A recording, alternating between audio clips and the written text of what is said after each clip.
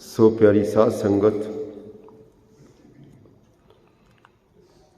अज जो कि धन धन सतगुरु गुरु तेग बहादुर साहब जी सतगुरु जी के उच्चारण किए हुए वैरागमई सलोकां की कथा जो आरंभ की हुई है, अज आपां ने 35वें सलोक की विचार करनी है। उच्चारण करो एक बारी, सतनाम श्री वाहिगुरू। बाल जवानी अर बिरद फुन तीन अवस्था जान, कौ नानक हर भजन बिन बिरथा सब ही मान। पवित्र बचना के राही धन धन सतगुरु गुरु तेग बहादुर साहब जी बख्शिश करते हैं कि मनुख की जिंदगी दे विच तीन अवस्थावां आउंदियां हन। तीन: बचपन, जवानी, बुढ़ेपा। ये तीन अवस्थावां, बाल जवानी और बिरद फुन तीन अवस्था जान। ये तीन अवस्थावां समझ लै तू कि तीन आउंदियां। कौ नानक हर भजन बिन बिरथा सब ही मान। पर हे नानक, इस गल नूं भी समझ लै, जे सिमरन नहीं कीता, प्रभु की बंदगी नहीं कीती, गुरु के चरणों नाल ना जुड़िया, साध संगत नाल ना जुड़िया, उस प्रभु की शरण ना लई, ये तिन्ने अवस्थावां बेकार गईयां। तिन्ने, बचपन भी, जवानी भी, बुढ़ेपा भी। जो सतगुरु जी बख्शिश करते हैं कि ये मनुखा जन्म प्राप्त करके जो कुछ तैं करना सी वो तो कीता ही नहीं है। बचपन विच ही प्रभु के चरणों नाल जुड़ना सी, प्रभु के चरणों नाल जुड़ना सी। बचपन विच नहीं जुड़ सकिया। जे बचपन विच नहीं जुड़िया तो जवानी विच जुड़ जाना सी, जवानी विच भी नहीं जुड़ सकिया। फिर बुढ़ा भी हो जाता, बुढ़ा होके भी उस प्रभु के चरणों नाल नहीं जुड़ता। तिन्ने अवस्थावां इदां ही अजाई ही लंघ जानी। इस करके सतगुरु जी कहते हैं कि करनो हुतो सो ना कियो। जो कुछ करना सी वो कीता ही नहीं है। जो कुछ करना सी ये मनुखा जन्म प्राप्त करके कीता ही नहीं है। करनो हुतो सो ना कियो, परयो लोभ कै फंद।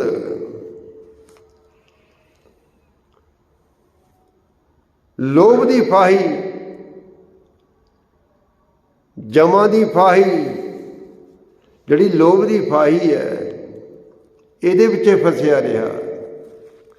लोभ की फाही गल विच पा के रखी, लोभ लालचां दे विच, माया के मोह विच फसिया रहा।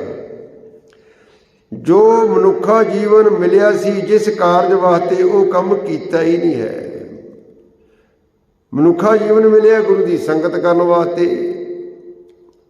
आयो सुनन पढ़न को बाणी, नाम बसार लगे अन लालच बिरथा जन्म पुराणी। होरे होर कम्मां दे विच सारी जिंदगी अजाई गवा ली।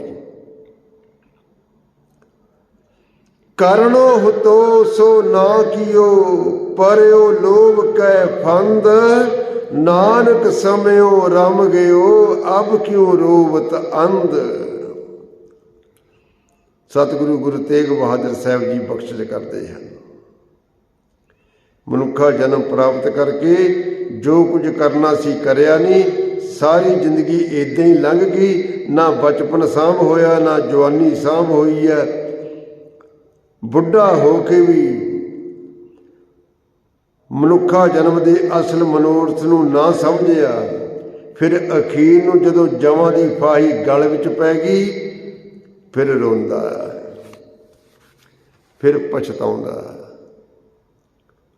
ਨਾਨਕ ਸਮਿਓ ਰਮ ਗਇਓ, ਜਦੋਂ ਸਾਰਾ ਸਮਾਂ ਗੁਜ਼ਰ ਜਾਂਦਾ ਫਿਰ ਪਛਤਾਉਂਦਾ। ਜਦੋਂ ਮੌਤ ਦੀ ਫਾਹੀ, ਜਮਾਂ ਦੀ ਫਾਹੀ ਗਲ ਵਿੱਚ ਪਈ ਹੁੰਦੀ ਹੈ, ਮੌਤ ਨੇ ਘੇਰਾ ਪਾਇਆ ਹੁੰਦਾ, ਫਿਰ ਹੁੰਦਾ, ਪਛਤਾਉਂਦਾ। ਨਾਨਕ ਸਮਿਓ ਰਮ ਗਇਓ, ਅਬ ਕਿਉਂ ਰੋਵਤ ਅੰਧ। ਹੇ ਅੰਨੇ ਮਨੁੱਖ, ਹੁਣ ਰੋਣ ਦਾ ਕੀ ਫਾਇਦਾ, ਹੁਣ ਪਛਤਾਉਣ ਦਾ ਕੀ ਫਾਇਦਾ। ਹੇ ਅੰਨੇ ਮਨੁੱਖ, ਅੰਨਾ ਕੌਣ ਹੈ? ਜਿਸ ਨੂੰ ਆਤਮਿਕ ਜੀਵਨ ਦੀ ਸੂਝ ਨਹੀਂ ਹੈ, ਉਹ ਮਨੁੱਖ ਅੰਨਾ ਹੈ। ਜਿਸ ਨੂੰ ਆਤਮਿਕ ਜੀਵਨ ਦੀ ਸੂਝ ਨਹੀਂ ਹੈ।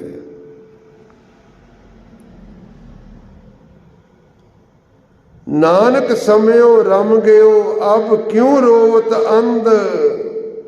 ਮਨ ਮਾਇਆ ਮੈਂ ਰਮ ਰਿਹੋ, ਨਿਕਸਤ ਨਾਹਿਨ ਮੀਤ। ਹੇ ਮਿੱਤਰ, ਜਿਹੜਾ ਮਨ ਹੈ ਇਹ ਮਾਇਆ ਦੇ ਮੋਹ ਵਿੱਚ ਹੀ ਫਸਿਆ ਰਹਿੰਦਾ। ਮਨ ਮਾਇਆ ਮੈਂ ਰਮ ਰਿਹੋ, ਮਾਇਆ ਨਾਲ ਹੀ ਜੁੜਿਆ ਰਹਿੰਦਾ ਸਾਰੀ ਜ਼ਿੰਦਗੀ। ਨਿਕਸਤ ਨਾਹਿਨ ਮੀਤ, ਇਹ ਮਾਇਆ ਦੇ ਮੋਹ ਵਿੱਚੋਂ ਨਿਕਲ ਨਹੀਂ ਸਕਦਾ ਆਪਣੇ ਆਪ। ਮਾਇਆ ਦੇ ਮੋਹ ਵਿੱਚੋਂ ਨਿਕਲਣ ਦੇ ਲਈ ਗੁਰੂ ਦੀ ਸ਼ਰਨ ਲੈਣੀ ਸੀ, ਗੁਰੂ ਦੇ ਸ਼ਬਦ ਨਾਲ ਜੁੜਨਾ ਸੀ, ਗੁਰੂ ਦੀ ਬਾਣੀ ਨਾਲ ਜੁੜਨਾ ਸੀ, ਪ੍ਰਭੂ ਦੀ ਸ਼ਰਨ ਲੈਣੀ ਸੀ। ਗੁਰੂ ਦੀ ਸ਼ਰਨ ਲਈ ਨਹੀਂ। ਜਿਹੜਾ ਮਨ ਹੈ ਮਾਇਆ ਦੇ ਮੋਹ ਵਿੱਚ ਫਸਿਆ ਹੋਇਆ, ਜੁੜਿਆ ਹੋਇਆ। ਮਨ ਮਾਇਆ ਮੈਂ ਰਮ ਰਿਹੋ, ਨਿਕਸਤ ਨਾਹਿਨ ਮੀਤ। ਨਾਨਕ ਮੂਰਤ ਚਿੱਤਰ ਜਿਉ, ਛਾੜਤ ਨਾਹਿਨ ਭੀਤ। ਮਾਇਆ ਦੇ ਮੋਹ ਵਿੱਚ ਇੱਦਾਂ ਫਸਿਆ ਹੋਇਆ, ਇੱਦਾਂ ਜੁੜਿਆ ਹੋਇਆ, ਚਿੰਬੜਿਆ ਹੋਇਆ। ਕਿਵੇਂ?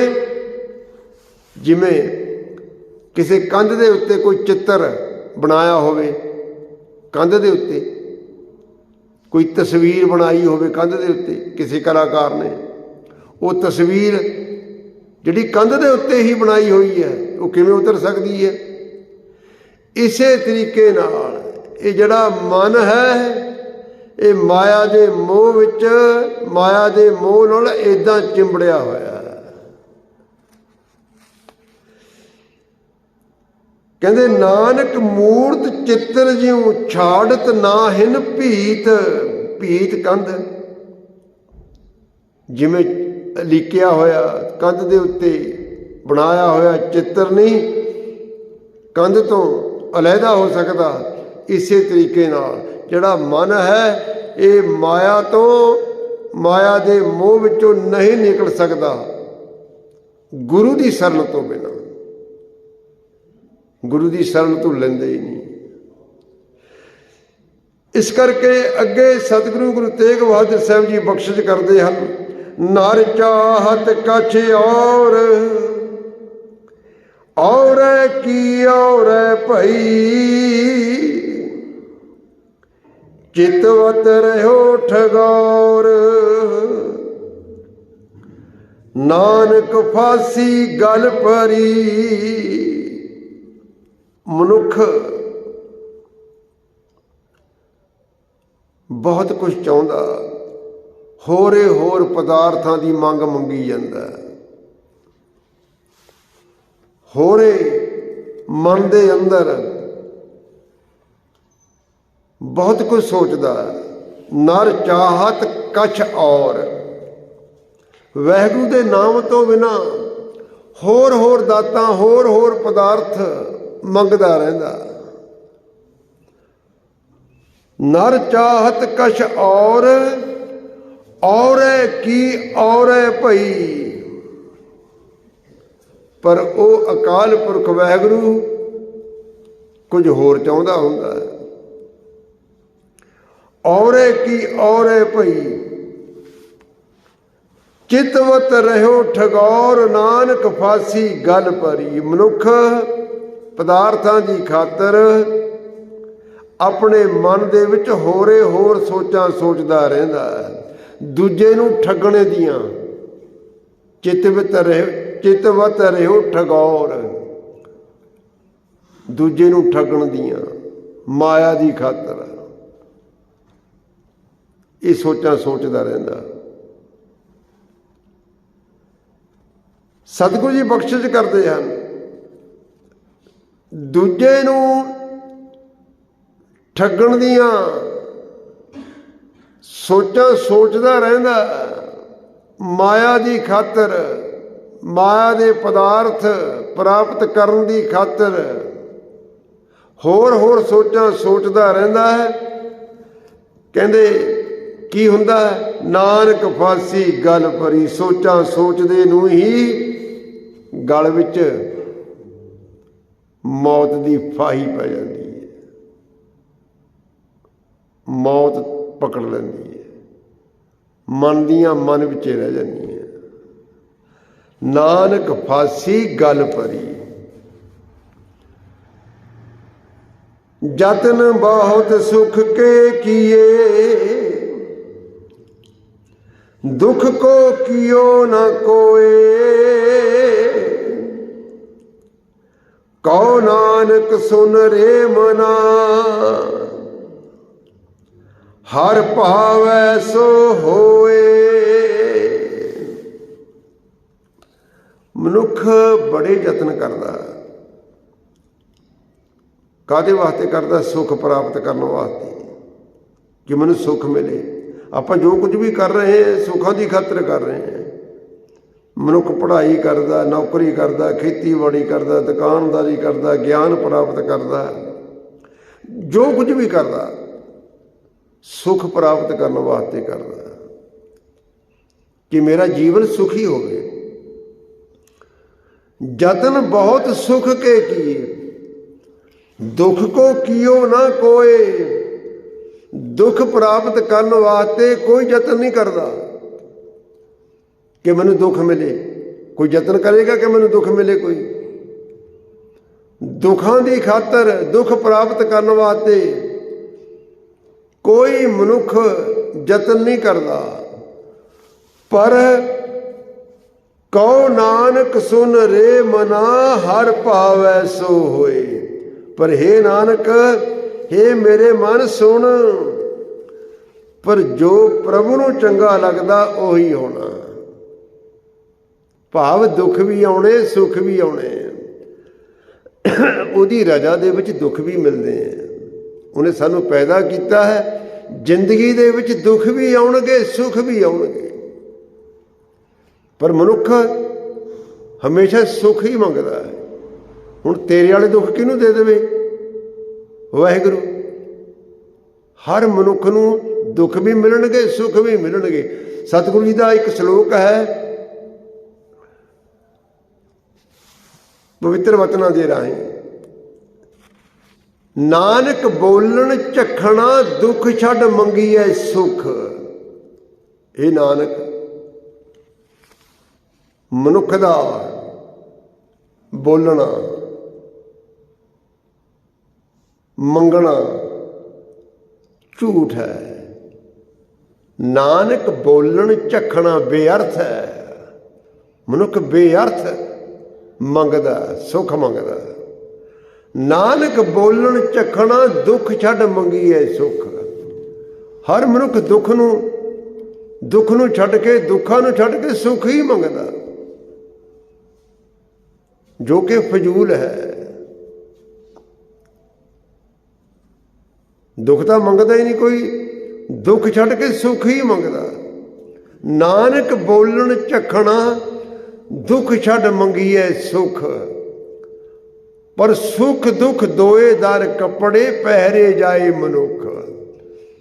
ਪਰ ਸਤਿਗੁਰੂ ਜੀ ਕਹਿੰਦੇ ਹਨ ਦੁੱਖ ਵੀ ਅਤੇ ਸੁੱਖ ਵੀ ਦੋਏ ਕੱਪੜੇ ਹੈ, ਇਹ ਮਨੁੱਖ ਵਾਸਤੇ ਹੈ।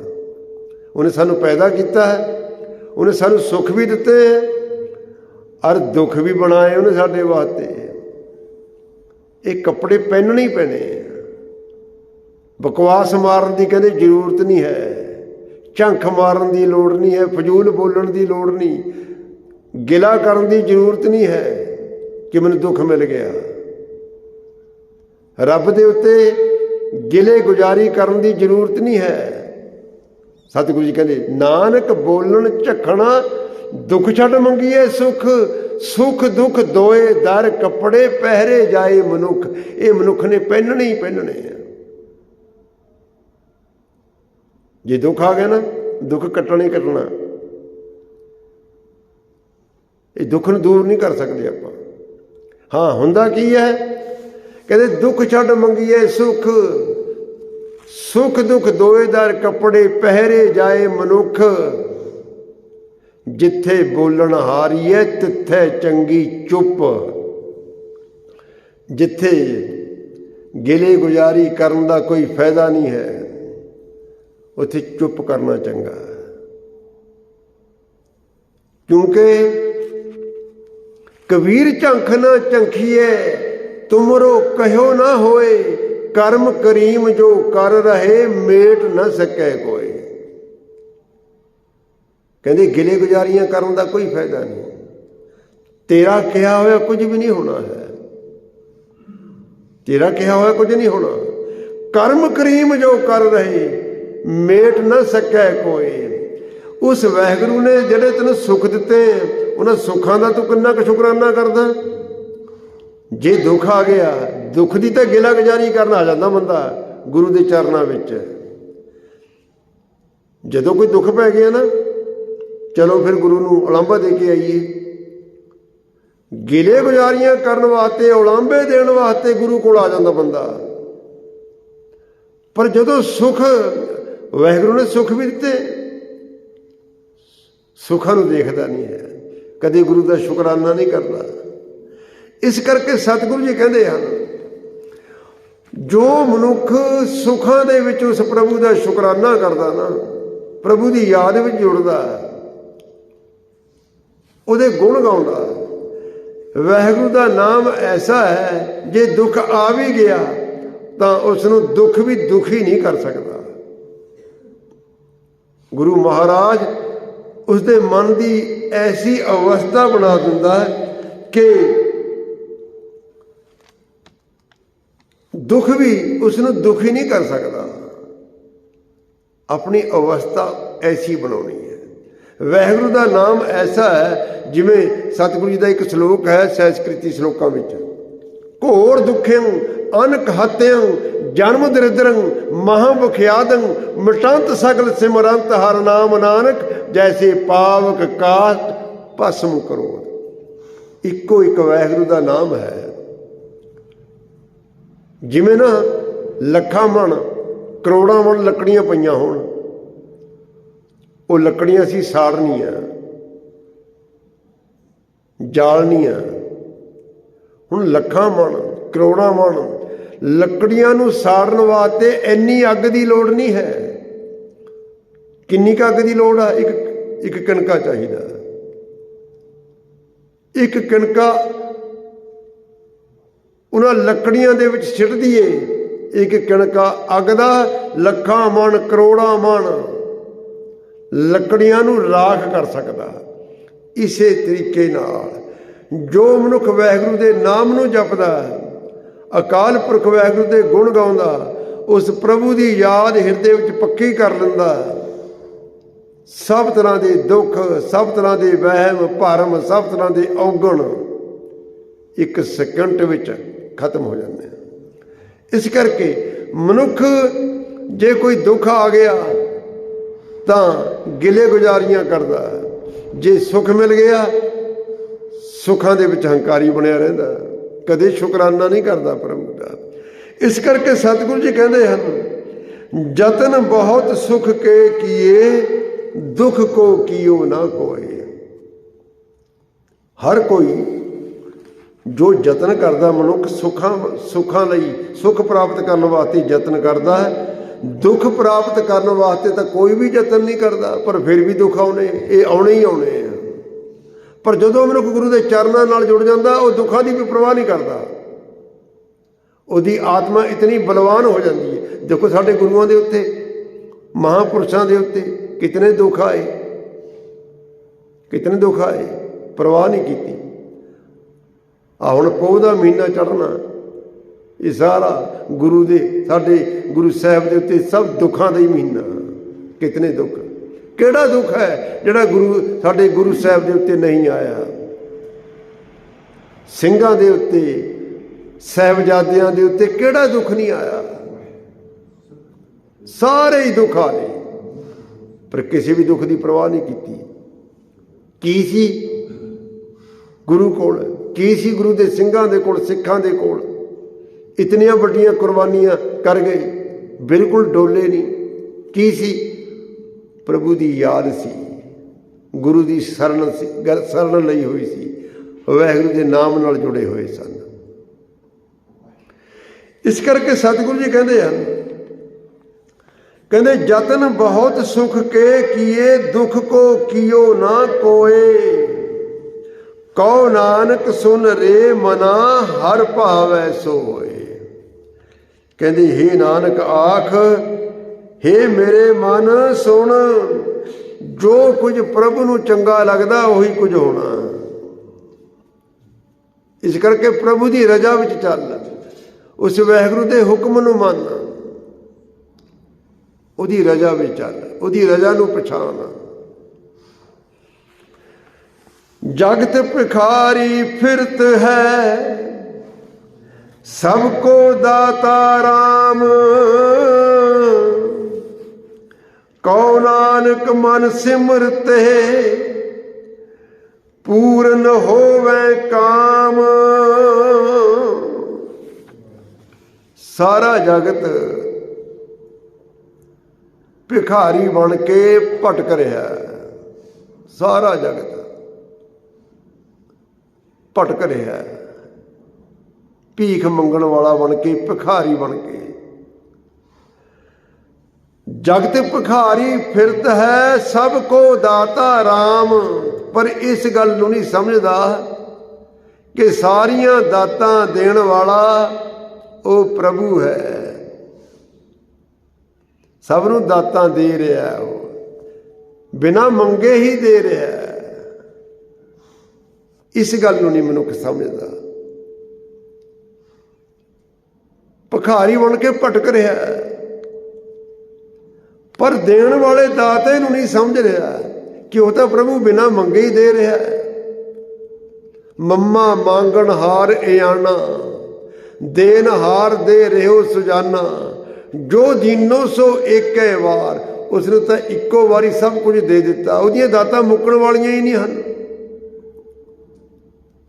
ਜੋ ਦੀਨੋ ਸੋ ਏਕੈ ਵਾਰ, ਮਨ ਮੂਰਖ ਕੇ ਕਰੇ ਪੁਕਾਰ। ਐ ਮੂਰਖ ਮਨ, ਕੀ ਪੁਕਾਰਾਂ ਕਰਦਾ? ਉਸਨੇ ਤਾਂ ਤੈਨੂੰ ਪਹਿਲਾਂ ਹੀ ਸਭ ਕੁਝ ਦੇ ਦਿੱਤਾ। ਮਨ ਮੂਰਖ ਕੇ ਪਰੇ ਕਰੇ ਪੁਕਾਰ। ਜੋ ਮੰਗੈ ਤਾਂ ਮੰਗੈ ਬੀਆ, ਜਾਂ ਤੇ ਕੁਸਲ ਨਾ ਕਾਹੂ ਥੀਆ। ਫਿਰ ਜੋ ਕੁਝ ਵੀ ਮੰਗਦਾ, ਕਦੇ ਵਾਹਿਗੁਰੂ ਦਾ ਨਾਮ ਨਹੀਂ ਮੰਗਦਾ। ਕਦੇ ਇਹ ਨਹੀਂ ਮੰਗਦਾ ਕਿ ਹੇ ਪ੍ਰਭੂ ਮੈਨੂੰ ਆਪਣੇ ਚਰਨਾਂ ਨਾਲ ਜੋੜ ਕੇ ਰੱਖ। ਕਦੇ ਇਹ ਨਹੀਂ ਮੰਗਦਾ ਮੇਰੇ ਹਿਰਦੇ ਵਿੱਚ ਹੇ ਪ੍ਰਭੂ ਤੇਰਾ ਨਾਮ ਟਿਕ ਜਾਵੇ, ਮੈਨੂੰ ਆਪਣੀ ਯਾਦ ਵਿੱਚ ਜੋੜ, ਮੇਰੇ ਹਿਰਦੇ ਵਿੱਚ ਤੇਰੀ ਯਾਦ ਪੱਕੀ ਹੋ ਜਾਵੇ, ਮੈਂ ਤੇਰੇ ਚਰਨਾਂ ਨਾਲ ਜੁੜਿਆ ਰਹਾਂ। ਇਹ ਤਾਂ ਦਾਤ ਮੰਗਦਾ ਹੀ ਨਹੀਂ ਹੈ, ਮਾਇਆ ਦੇ ਪਦਾਰਥ ਮੰਗਦਾ। ਜੋ ਮੰਗੇ ਤਾਂ ਮੰਗੇ ਬੀਆ, ਜਾਂ ਤੇ ਕੁਸਲ ਨਾ ਕਾਹੂ ਥੀਆ। ਮੰਗਣ ਮੰਗ ਤਾਂ ਏਕੈ ਮੰਗ, ਨਾਨਕ ਜਾਤੀ ਪਰੇ ਪਰਾਗ। ਜੇ ਤੂੰ ਮੰਗਣ ਤੋਂ ਬਿਨਾਂ ਰਹਿ ਨਹੀਂ ਸਕਦਾ, ਇੱਕੋ ਦਾਤ ਮੰਗ ਲਾ, ਵਾਹਿਗੁਰੂ ਦਾ ਨਾਮ ਮੰਗ ਲਾ। ਜੇ ਤੂੰ ਵਾਹਿਗੁਰੂ ਦਾ ਨਾਮ ਮੰਗ ਲਿਆ ਨਾ, ਤਾਂ ਇਹ ਝੂਠੇ ਮੋਹ ਤੋਂ ਪਾਰ ਲੰਘ ਜਾਏਗਾ ਤੂੰ। ਤੇਰੀ ਆਤਮਾ ਪ੍ਰਮਾਤਮਾ ਵਿੱਚ ਲੀਨ ਹੋ ਜਾਏਗੀ, ਸਾਰੇ ਹੀ ਸੁੱਖ ਪ੍ਰਾਪਤ ਕਰ ਲੇਗੀ। ਜੰਮਣ ਮਰਨ ਦੇ ਗੇੜ ਚੋਂ ਨਿਕਲ ਜਾਏਗਾ, ਤੇਰੀਆਂ ਸਾਰੀਆਂ ਲੋੜਾਂ ਪੂਰੀਆਂ ਹੋ ਜਾਣਗੀਆਂ। ਜਿਵੇਂ ਸਤਿਗੁਰੂ ਜੀ ਬਖਸ਼ਿਸ਼ ਕਰਦੇ ਹਨ, ਕਹੋ ਨਾਨਕ ਮਨ ਸਿਮਰ ਤੇ ਪੂਰਨ ਹੋਵੇ ਕਾਮ। ਤੇਰੇ ਸਾਰੇ ਕੰਮ ਪੂਰੇ ਹੋ ਜਾਣਗੇ, ਸਾਰੇ ਕੰਮ ਪੂਰੇ ਹੋ ਜਾਣਗੇ ਜੇ ਤੂੰ ਉਸ ਵਾਹਿਗੁਰੂ ਦਾ ਨਾਮ ਮੰਗ ਲੇਗਾ। ਪਰ ਮਨੁੱਖ ਵਾਹਿਗੁਰੂ ਦਾ ਨਾਮ ਮੰਗਦਾ ਹੀ ਨਹੀਂ ਹੈ, ਦਾਤਾਂ ਹੀ ਮੰਗਦਾ। ਉਹ ਜਿਹੜੀਆਂ ਦਾਤਾਂ ਮੰਗਦਾ ਉਹ ਵਾਹਿਗੁਰੂ ਨੇ ਬਿਨਾਂ ਮੰਗੇ ਹੀ ਦੇਣੀਆਂ, ਦਿੰਦਾ ਜਾ ਰਿਹਾ। ਜੋ ਕੁਝ ਸਾਡੇ ਕੋਲ ਹੈ ਕੀ ਸਾਨੂੰ ਮੰਗਿਆ ਹੋਇਆ ਹੀ ਮਿਲਿਆ? ਜੋ ਕੁਝ ਵੀ ਸਾਡੇ ਕੋਲ ਹੈ ਇਹ ਕੀ ਅਸੀਂ ਮੰਗਿਆ? ਸਰੀਰ ਮੰਗਿਆ ਸੀ, ਮਾਂ ਬਾਪ ਮੰਗੇ ਸਨ, ਅੱਖਾਂ ਮੰਗੀਆਂ ਸਨ, ਉਹ ਸਭ ਕੁਝ ਬਿਨਾਂ ਮੰਗੇ ਦੇ ਰਿਹਾ। ਉਹਦਾ ਸ਼ੁਕਰਾਨਾ ਕਰਨਾ ਚਾਹੀਦਾ, ਉਹਦੇ ਕੋਲੋਂ ਇਹ ਦਾਤ ਮੰਗਣੀ ਚਾਹੀਦੀ ਹੈ, ਹੇ ਪ੍ਰਭੂ ਤੇਰੀ ਕਿਰਪਾ ਦੇ ਨਾਲ ਇਹ ਮਨੁੱਖਾ ਦੇਹੀ ਮਿਲੀ ਹੈ, ਹੁਣ ਕਿਰਪਾ ਕਰ ਮੈਂ ਤੇਰੇ ਚਰਨਾਂ ਨਾਲ ਜੁੜਿਆ ਰਹਾਂ। ਤੇ ਕੀਮਤੀ ਅੱਖਾਂ ਦਿੱਤੀਆਂ, ਮੈਂ ਇਹਨਾਂ ਅੱਖਾਂ ਨਾਲ ਤੇਰਾ ਦਰਸ਼ਨ ਕਰਦਾ ਰਹਾਂ। ਤੇ ਕੀਮਤੀ ਕੰਨ ਦਿੱਤੇ ਹਨ, ਮੈਂ ਇਹਨਾਂ ਕੰਨਾਂ ਦੇ ਰਾਹੀਂ ਤੇਰਾ ਜਸ ਸੁਣਦਾ ਰਹਾਂ। ਤੇ ਕੀਮਤੀ ਪੈਰ ਦਿੱਤੇ ਹਨ, ਇਹਨਾਂ ਪੈਰਾਂ ਨਾਲ ਚੱਲ ਕੇ ਮੈਂ ਤੇਰੀ ਸੰਗਤ ਵਿੱਚ ਆਉਂਦਾ ਰਹਾਂ। ਮੇਰੇ ਉੱਤੇ ਇਹ ਕਿਰਪਾ ਕਰ। ਇਹ ਦਾਤਾ ਤਾਂ ਮੰਗਦਾ ਹੀ ਨਹੀਂ ਮਨੁੱਖ। ਇਸ ਕਰਕੇ ਸਤਿਗੁਰੂ ਜੀ ਕਹਿੰਦੇ ਹਨ, ਫਿਰ ਝੂਠੇ ਇਹ ਨਾਸਵਾਨ ਪਦਾਰਥ ਮੰਗਦਾ, ਨਾਸਵਾਨ ਪਦਾਰਥ ਮੰਗਦਾ। ਫਿਰ ਜਦੋਂ ਪਦਾਰਥ ਮਿਲ ਜਾਂਦੇ ਫਿਰ ਪਦਾਰਥਾਂ ਦਾ ਹੀ ਹੰਕਾਰ ਕਰੀ ਜਾਂਦਾ। ਸਤਿਗੁਰੂ ਜੀ ਅੱਗੇ ਕਹਿੰਦੇ ਹਨ, ਝੂਠੇ ਮਾਨ ਕਹਾ ਕਰੈ ਜਗ ਸੁਪਨੇ ਜਿਉ ਜਾਨ। ਇਨ ਮੈਂ ਕਛ ਤੇਰੋ ਨਹੀਂ ਨਾਨਕ ਕਹਿਓ ਬਖਾਨ। ਸਤਿਗੁਰੂ ਜੀ ਕਹਿੰਦੇ ਹਨ, ਇਹ ਝੂਠੇ ਪਦਾਰਥਾਂ ਦਾ ਮਾਣ ਹੰਕਾਰ ਕਾਹਦਾ ਕਰਨਾ? ਕਿਉਂਕਿ ਜੋ ਕੁਝ ਵੀ ਦਿਖ ਰਿਹਾ ਨਾ ਸਭ ਕੁਝ ਨਾਸਵਾਨ ਹੈ, ਸਭ ਕੁਝ ਝੂਠ ਹੈ। ਝੂਠ ਦਾ ਮਤਲਬ ਹੈ ਨਾਸਵਾਨ, ਸਦਾ ਕਾਇਮ ਰਹਿਣ ਵਾਲਾ ਨਹੀਂ ਹੈ। ਕਹਿੰਦੇ ਝੂਠੇ ਮਾਨ ਕਹਾ ਕਰੈ, ਝੂਠਾ ਹੰਕਾਰ, ਝੂਠੇ ਪਦਾਰਥਾਂ ਦਾ ਹੰਕਾਰ ਕਿਉਂ ਕਰਦਾ ਤੂੰ? ਜਗ ਸੁਪਨੇ ਜਿਉ ਜਾਨ। ਆ ਜਗਤ ਦੇ ਜਿਤਨੇ ਵੀ ਪਦਾਰਥ ਹਨ, ਜੋ ਕੁਝ ਵੀ ਤੂੰ ਦੇਖ ਰਿਹਾ ਇਹ ਸਭ ਸੁਪਨਾ ਦੇਖ ਰਿਹਾ, ਇਹ ਸੱਚ ਨਹੀਂ ਹੈ, ਇਹ ਸੁਪਨਾ ਹੈ। ਪਰ ਸਾਨੂੰ ਇਹ ਸੱਚ ਲੱਗ ਰਿਹਾ ਹੈ। ਸੱਚ ਕਿਉਂ ਲੱਗ ਰਿਹਾ? ਅਸੀਂ ਮਾਇਆ ਦੇ ਮੋਹ ਦੀ ਨੀਂਦ ਵਿੱਚ ਸੁੱਤੇ ਪਏ ਹਾਂ। ਜਦੋਂ ਸਾਨੂੰ ਆਤਮਿਕ ਜੀਵਨ ਦੀ ਸੂਝ ਆ ਜਾਣੀ ਨਾ, ਫਿਰ ਸਮਝ ਆਉਣੀ ਕਿ ਕੁਝ ਵੀ ਨਹੀਂ ਹੈ, ਇਹ ਕੁਝ ਵੀ ਨਹੀਂ ਹੈ, ਸਭ ਝੂਠ ਹੈ। ਕਹਿੰਦੇ ਜਗਤ ਦੇ ਪਦਾਰਥ, ਆ ਸਾਰਾ ਜਗਤ, ਸਾਰੇ ਜਗਤ ਦੇ ਸੁੱਖ, ਇਹ ਸਭ ਸੁਪਨੇ ਸਮਾਨ ਹਨ।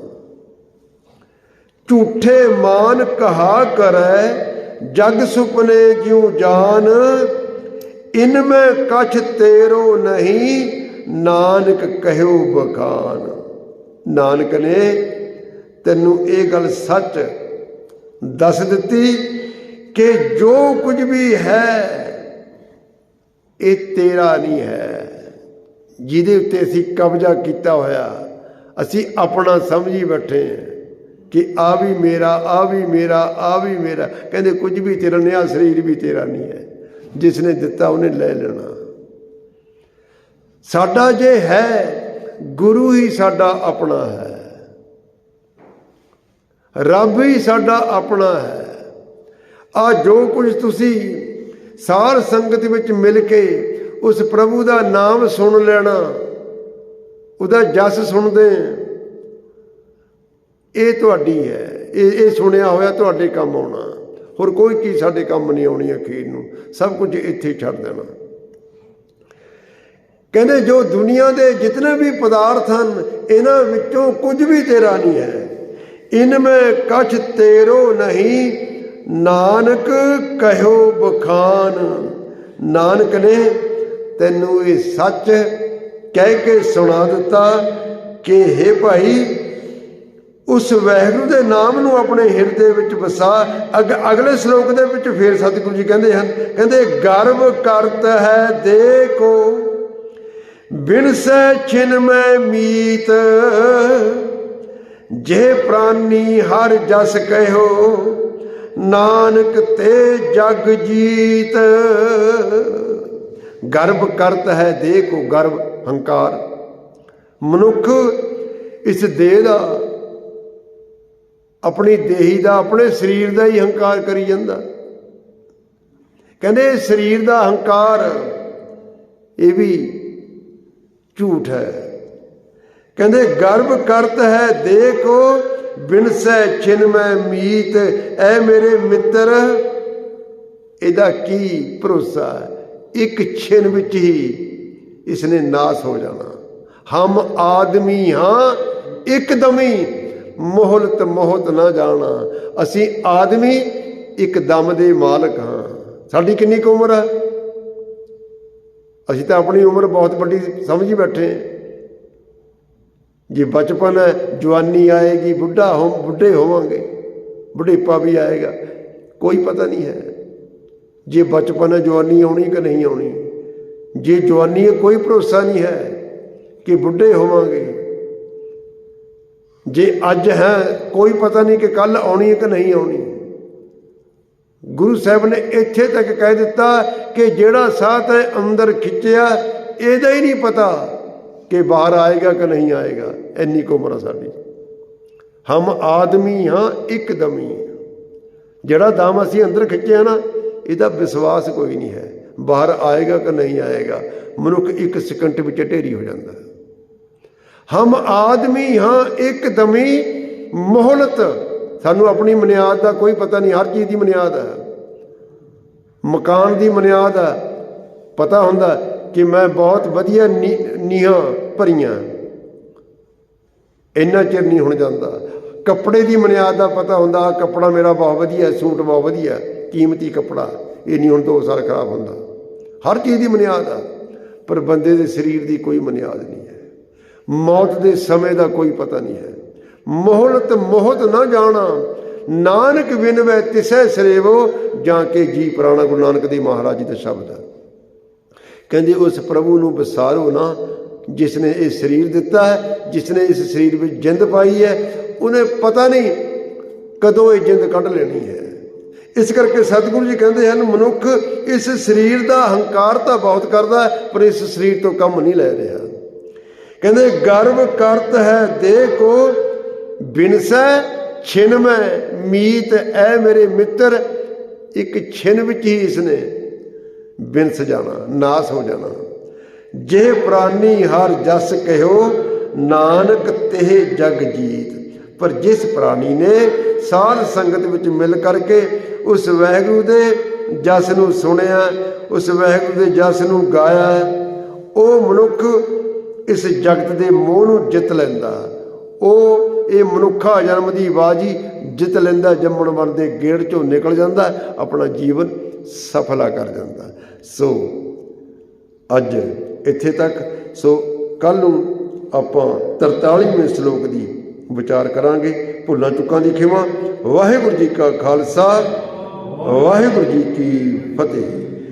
ਸਤਨਾਮ ਵਾਹਿਗੁਰੂ, ਸਤਨਾਮ ਵਾਹਿਗੁਰੂ,